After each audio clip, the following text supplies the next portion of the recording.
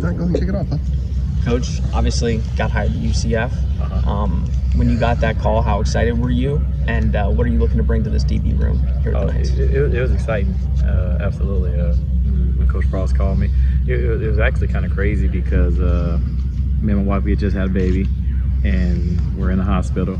We're in the delivery room early that morning, and my phone was going off that night, and I'm like, wait. And I showed my wife. She's like, you better get outside and answer that call. Because UCF is a wonderful place, and it was a place that we always had circled in our career. If we ever had an opportunity to work there, that we would be extremely excited about it. So I'm excited to be here, man. This place has always had a tradition of playing good football and having really good defensive backs. So again, we got a lot of work to do. I understand that too when you first get here, how much work you got to put in. And you don't just look at the banners from the times before you. You know what I mean? It's ground zero. So I'm excited to be here. The guys are excited, and everybody's ready to get to work. Well, Coach Harris, I mean, I have to ask too, because Coach Frost had a child while he was working here at UCF. Did he give you any parenting pointers? Keep your wife happy. that's good life advice. Yeah, we can work with that. Simple. But well, let me build on that with this too. On the defensive side, the defensive backs. I feel like in this era of football, with recruiting and all of that being what it is, it's kind of tough to keep a core together. Just, I mean, in general with football, but I feel like it's more so with the defensive backs. It's a bit more pronounced. What have you kind of done to adjust and kind of make that come off the ground here? I know you're still early in the process. Absolutely. I think it started, like I said, I want to make a point that it started even before I got here. Yeah. I mean, the job that our personnel guys did with Coach Frost when he was here in the foxhole by themselves before they even hired a coach. I mean, they did a great job at building relationships with the guys and recruiting them and let them know that this was going to be a special place, and we're going to be hardworking, we're going to be genuine, we're going to do whatever we can do to get them better. And they did a really good job. So when I got hired and I took the job, the group was already in place and the group was already close-knit. And all I had to do was continue to follow up and to build on to some of those things that I believed in as well. So the first thing that we did was just take the time to get to know the guys. Take the time we went to lunch with all the guys. We talked to them about expectations. We talked to them about standards. We talked to them about, just the groundwork. Not looking past the stuff that you have to do on a day-to-day, just to grow and develop and to be a good college athlete. So, a lot of our stuff is going to come from educating them. It's going to come from just putting the work in. Did you play any Madden? Get any sticks going? Not yet. I haven't got my system up yet. Okay. I'm still waiting on my system to get here. You're still new. That's true. I'm a huge Madden guy. I'm a huge 2K guy. Okay. And I'm a big MLB The Show guy. I'm a big baseball video game guy. But I'm just a competitor, man. That's one of the things that I like to build myself on. Ever since I was a kid, I just like to compete. And I think that's one thing that our group will be built around. Just compete and just enjoying doing it. See, I'm going to get nostalgic with you real quick. With 2K, I got my girlfriend, now wife, bought me the Terrell Owens with the 2K on the box. So I'm with you on that. Okay. Which one is it, 2K or Madden? Which do you like better? I'll go Madden. Okay. I'm a Madden guy first. 2K is when I get bored of Madden a little bit. But right now, the game for me is the NCAA. Of course. Just playing NCAA, and so many years we missed out on having it. So we got a lot of ground to make up though. So I gotta create a player, and I gotta put myself at all the different positions that I've always wanted to play. So I got a lot of ground to make up in that area. Do we see Coach Harris, the offensive lineman, in the Madden? Does that happen? That's probably the only position I'll skip. I'll try not to be offended, Coach. But my favorite position is to put myself at DN and just rush and go get sacks. That's all. Everybody want to be a big-time pass rusher at some point in their life. See, I appreciate you setting up the segue there, too. How big of a factor was keeping Coach Kenny Martin in the building to kind of keep guys in the building and kind of recruit your own group to keep these internal guys here? You mentioned guys before you being important. Absolutely. I think every defensive back coach understands the best coverage in football is the pass rush. And Coach K. Martin, man, just getting to know him and getting to know his family and what he's about, as well as with Coach Dawson as well, and what those guys bring to the table from an experience and a knowledge standpoint. And just building the guys up the right way. I think it gives us a tremendous amount of confidence to understand that it works hand in hand. But it also lets you know too. To me, it also puts a little bit of added pressure on you too when you know that, hey, my D-line is gonna hunt. So don't let them down. Don't let it be wasted opportunities because they're getting in the backfield and that quarterback's getting the ball off, getting slammed down, but we ain't doing our job and letting them get completions off. want to ask you a recruiting question because obviously UCF has had young DB coaches the last couple of years that have recruited really high-end prospects. What's your philosophy on recruiting? There's a lot of guys that have already come out and said that they would love to play for you. What is your philosophy on recruiting and building those relationships? I think in this position, man, you got to do a really good job at you got to have traits that you're looking for, and you got to make sure that they're aligned with what you guys want to do defensively. I think that's very important because this is a fragile position when it comes to recruiting, when it comes to immediate impact.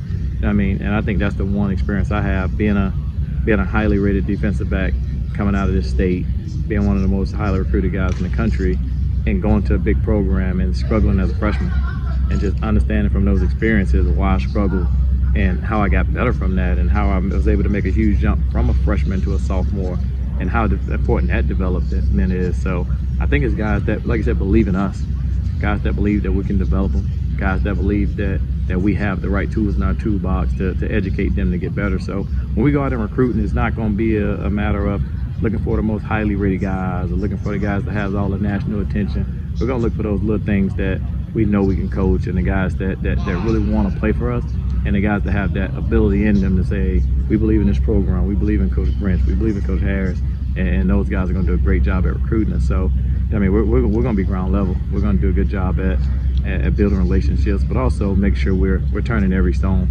in every high school. So, I mean, I don't mean to offend anybody, but we're going to recruit the best players that fits our scheme and our program. So, regardless of rankings, regardless of ratings, we're going to make sure we get good players in. Well, and you mentioned traits. We were talking about Madden. What's the trait you think is most important to have a 99 in when you're recruiting guys? As a DB, I think you're ultimately judged on how you play the ball. I mean, I think all DBs, I mean, if you can't make plays on the ball when the ball's in the air, you're not going to be a very good defensive back. So I think that's probably going to be one of the top rated things that we look for. How comfortable are guys when the ball's in the air? How comfortable are they making plays? Do guys look back and turn around? Or, you know what I mean, do guys kind of panic when the ball's in the air? That's the stuff that you look for, I mean, early on in the high school recruiting process, because we can always develop them and make them better, but the guys are just so natural at it. And there's other areas that you can help improve and clean up, but that playing the ball is a crucial factor in our evaluation. How is it recruiting in the state of Florida? Obviously, you've had a little bit of experience recruiting in the state. Have you built those connections to the point where you know kind of who's coming up, who's ready to take that step to come to UCF, and how's it been recruiting in the state compared to some other places? Oh, absolutely. I think, I mean, selfishly, I'm a product of this state, and this has been the only state I've worked in. So, you know what I mean, I love recruiting in the state of Florida. You know, I grew up here. My dad was a high school football coach for 38 years in this state. So I grew up in the high school locker room, you know, so I like to think that, you know what I mean, growing up here and playing here, I've made connections all throughout the state, from north all the way to the south end. So, I mean, you build relationship with high school coaches, you build relationship with the youth league parks, so you are able to kind of keep up with guys as they come through. I mean, 8 years old to 9-year-old programs, because you're out there watching those kids. And I have a son that's playing in the youth league, so a lot of these kids you follow and you track, and before you know it, man, they're guys that's in high school, that's good players you're recruiting, that you've built legitimate relationships with, just authentically, and not even recruiting, just from being around and being local. A lot of this stuff is like them seeing you all the time. These are people I see on a day-to-day when we go to the park as a family, or we go to a restaurant, and we go to, you know what I mean, people that I grew up with and went to high school with. So I think the ties start there. I mean, not even from a recruiting standpoint, but just from a day-to-day and life standpoint. Like, no, I know you. So I think that helps us big time. I know you might be a little biased, but would you say Florida's the best state for defensive backs? I think Florida's the best state for a lot of positions. Thanks, Sharon. No problem. So, yeah, I'll ask this too.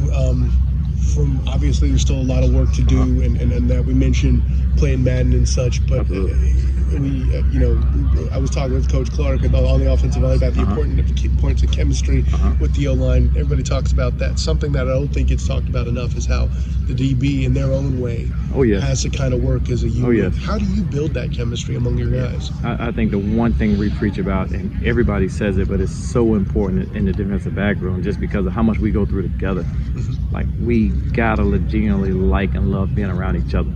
I think that makes us all get the best out of each other. So one thing that I mandate is that, I mean, we have to spend more time out of this building together. because a lot of times, man, we run an extreme amount of stress in our training, in our prep, in the building, and sometimes those conversations get heated. So you got to be able to get out of this place, man. Go eat, come over to the house. Let's do different events where we're getting away from ball, but we're still bonding and we're still building relationships, because it's all about trust too. They got to be able to trust each other. So that way you're able to push each other. They got to be able to trust that their coach is in it for their best interest. They got to be able to know that we have you guys back, man. Like, no matter what you may go through in life, like, hey, man, call your coach, he got you.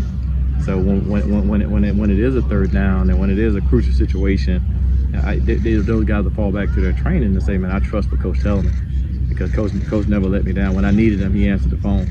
I mean, those kind of things. And playing the position we play, we're highly criticized all the time. Oh, yeah. So, you got to be kind of have a bunker mentality with each other to say, hey, we're gonna support each other.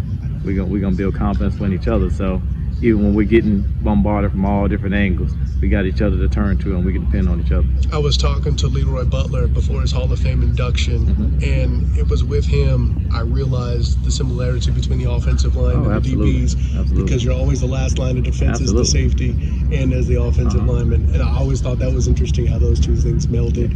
I mean, it doesn't look like you disagree, Coach. But I agree with you 100%, just due to the fact that our mistakes are always noticed. You know what I mean? And you got to embrace that. You know what I mean? And that's the part that I tell the guys, like, you signed up to play DB. So you signed up to be scrutinized. You signed up to you can go a game and you can have 90 great plays, but you gave up 2 touchdowns on 2 plays and you felt you had the worst game of your life. And that's just the world we live in. And guys have to embrace that, and they have to accept it. They have to bring it on. Say, man, that's the life of a DB. That's the life of no lineman. No lineman can go out there, man. They can pass pro 60 great times. In 3 plays out of 60, man, they had 3 negative plays and gave up 3 sacks. Or just pressures, Coach. Yeah. Exactly. Not a very good day at Dolphins. So again, I think it's a very, very good comparison. But I mean, it's a different kind of mentality. But at the end of the day, that's why in the National Football League, those are 2 of the highest paid positions. So, is that what makes a good, in your mind, a good DB? Is someone who can maybe you have those kind of qualities, like understand you're going to be on an island sometime, and you've got to own up to it, and you've got to be able to do what you need to do to get the job done. I agree. Playing DB is a mentality, and that's one thing we'll preach here day in and day out. Does this guy have the mental capacity to play DB, as far as from a mental toughness standpoint, not just physical, but like we just talked about, man, there's going to be bad things that happen to you in the course of a game. There's going to be times where you're going to be highlighted for a negative play, or you get beat for a touchdown, or you get called for a pass interference, legitimate or not. I mean, those guys got to be strong enough to be able to bounce back and to respond to the next play. And one thing I know the coaches always instill in me, man, every play has a life of its own. And just getting those guys to understand that, like, no matter what happened on that particular play, the next play should have no effect on it. So just being able to have a strong mindset of, hey, man, we're going to move from one play to the next, because each play has its own life. Once this one's over, we're to a whole new play, man. That doesn't affect me positively or negatively anymore. Coach, you have supplanted the transgression of not making an offensive lineman on Madden. All right. I'm good. Appreciate it, Coach. No problem. Thank you very much.